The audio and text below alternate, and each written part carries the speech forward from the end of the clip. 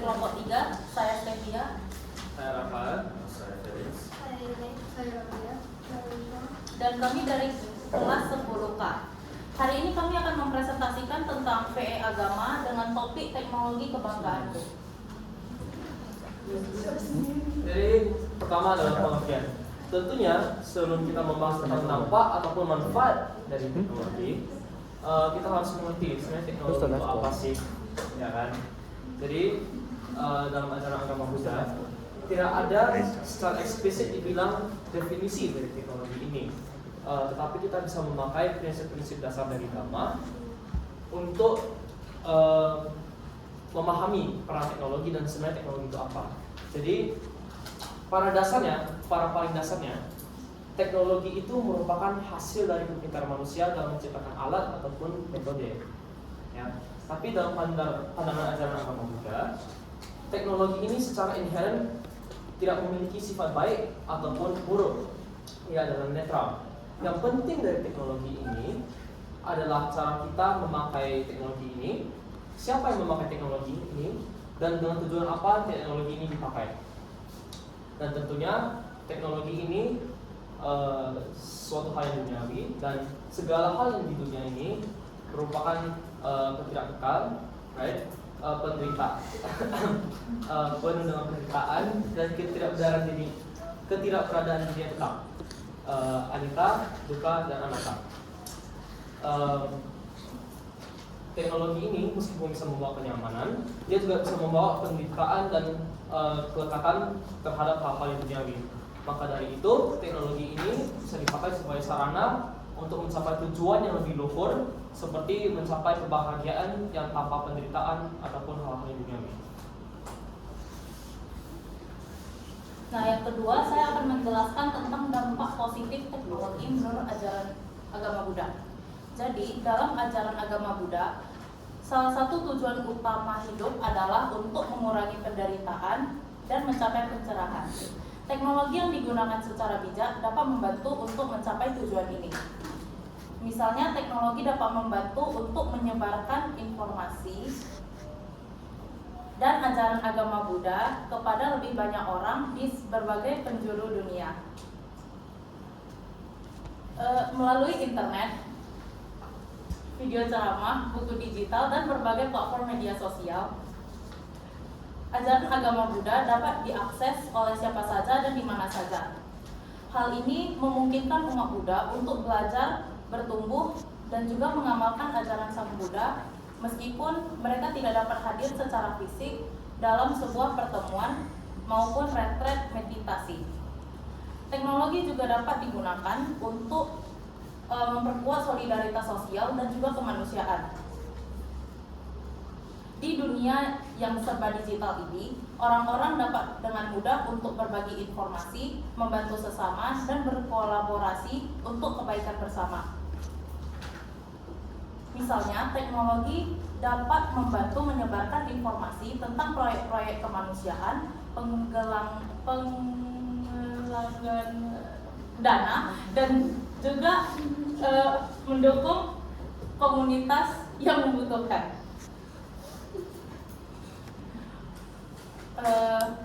Kemudian teknologi juga berkontribusi dalam mendukung praktik spiritual, seperti adanya aplikasi meditasi yang membantu individu untuk melatih kesadaran penuh atau mindfulness dan mengurangi stres. Ini adalah contoh konkret bahwa teknologi dapat membantu individu untuk meningkatkan kualitas hidup secara spiritual.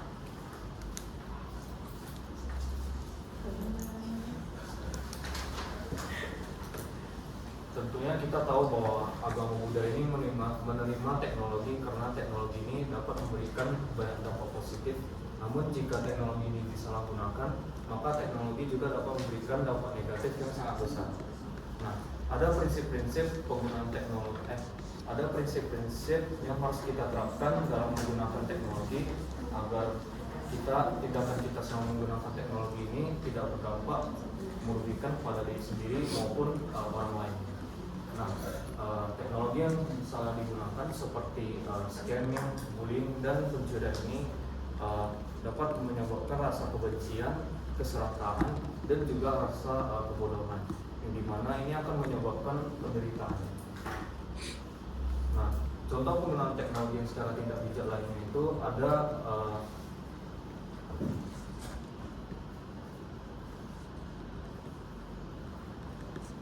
contoh penggunaan teknologi yang secara tidak bijak itu contohnya adalah kecanduan.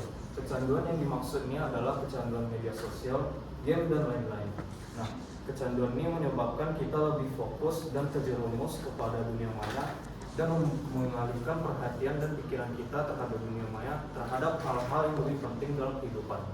Nah, ini dapat menyebabkan ketidakseimbangan kehidupan karena kita lebih memilih kesenangan di dunia maya dibandingkan kenyataan yang ada ketenangan batin, praktik meditasi atau melatih untuk kesadaran penuh yang ada di dunia nyata.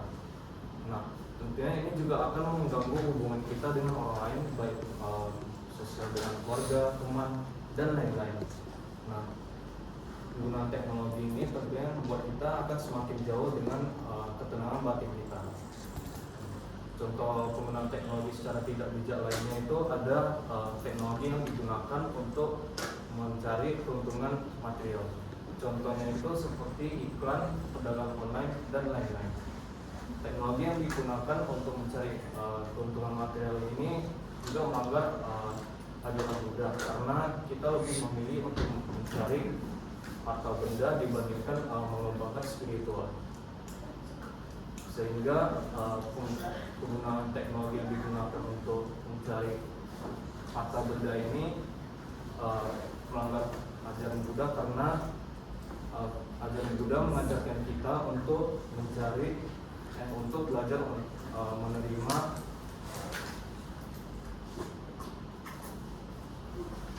belajar dalam mengembangkan sikap hidup yang sederhana dan juga kita diajarkan untuk melepaskan keterikatan terhadap suatu hal. Nah, penggunaan teknologi yang terakhir ini adalah penyebaran hoax. Penyebaran hoax atau informasi yang salah ini juga melanggar ajaran Buddha karena karena Pancasila Buddhis ini melanggar sila keempat, yaitu kita dilarang untuk berkata yang tidak benar. Penyebaran hoax atau informasi yang salah ini tentunya lebih mudah ditemukan di dunia maya karena informasi ini lebih tersebar dengan cepat di dunia maya dan informasi yang tidak resmi ini juga lebih ditemukan di dunia maya.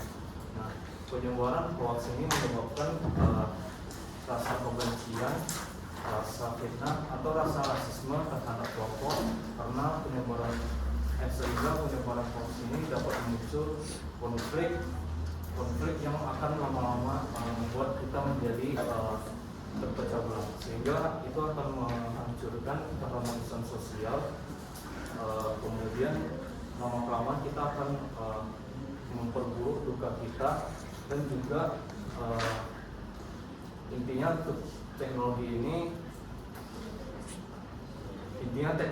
ini dapat membuat kita semakin jauh dengan kehidupan spiritual. Selanjutnya penggunaan teknologi dalam penggunaan visual dan praktikal.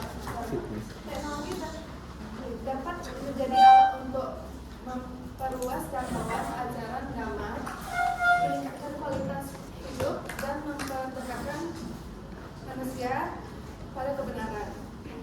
Dhamma dan kemajuan teknologi tidak harus menjadi dua hal yang bertentangan. Dengan pemahaman dan penerapan yang tepat, teknologi dapat menjadi alat yang menumbuhkan perjalanan spiritual kita menuju kebijaksanaan dan kedamaian batin. Oleh karena itu, penting bagi kita untuk menjaga keseimbangan antara keduanya dan menggunakan teknologi dengan bijak sejalan dengan nilai-nilai Dhamma.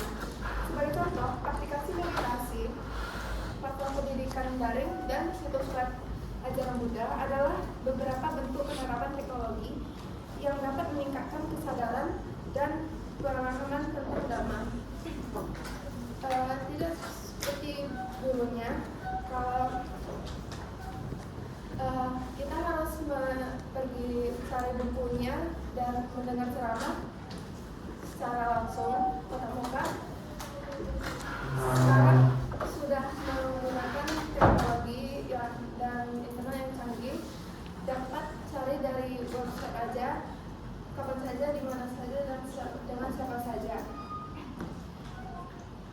aplikasi yang membantu teknologi kita dengan membangun disiplin dalam meditasi dan praktik lainnya, dan platform online yang menyediakan sumber daya seperti musik relaksasi, bacaan inspiratif, dan program.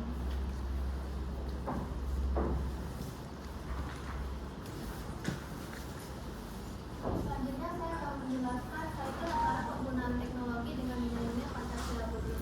Dalam ajaran Buddha, Pancasila merupakan 5 nilai kemoralan yang menjadi dasar perilaku umat Buddha dalam kehidupan sehari-hari. Nah, 5 nilai Pancasila ini bukanlah sebuah perintah mutlak, melainkan sebuah bentuk latihan untuk hidup dengan penuh kebijaksanaan, kesadaran, serta moralitas. Dalam dunia digital, 5 nilai Pancasila ini berfungsi sebagai pedoman untuk memanfaatkan teknologi dengan penuh kejujuran, tanggung jawab, serta bijaksana. Sila pertama yaitu tidak membunuh serta menumbuhkan rasa belas kasih terhadap semua makhluk hidup. Nah, dalam dunia digital ini bermaksud untuk menggunakan teknologi tidak untuk merusak, melainkan untuk membantu, seperti di bidang pendidikan, kesehatan, maupun lingkungan. Sila kedua yaitu tidak mencuri serta mengajarkan penghormatan terhadap hak milik orang lain. Ini termasuk untuk tidak melakukan pembajakan software, mencuri data orang lain, maupun mengupload konten orang lain tanpa izin. Tetapi kita diajak untuk memanfaatkan teknologi dengan penuh kejujuran serta tanggung jawab. Sila ketiga yaitu tidak melakukan asusila. Kita sebagai umat Buddha diajak untuk menjauhi pornografi dan pelecehan daring, serta kita diajak untuk membagi pesan-pesan positif serta kasih sayang lewat media sosial. Sila kelima dan keempat yaitu tidak berbohong dan tidak mengonsumsi zat-zat pemabuk. Dalam dunia digital, ini berarti kita umat Buddha diajak untuk menolak hoaks, menghindari penipuan digital, serta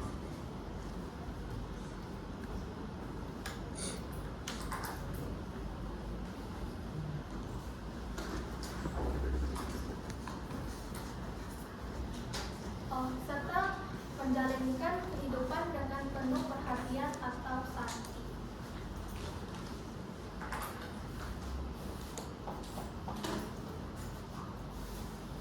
Selanjutnya saya akan membahas menunjukkan sikap kebijaksanaan dalam memanfaatkan teknologi sesuai dengan ajaran Buddha.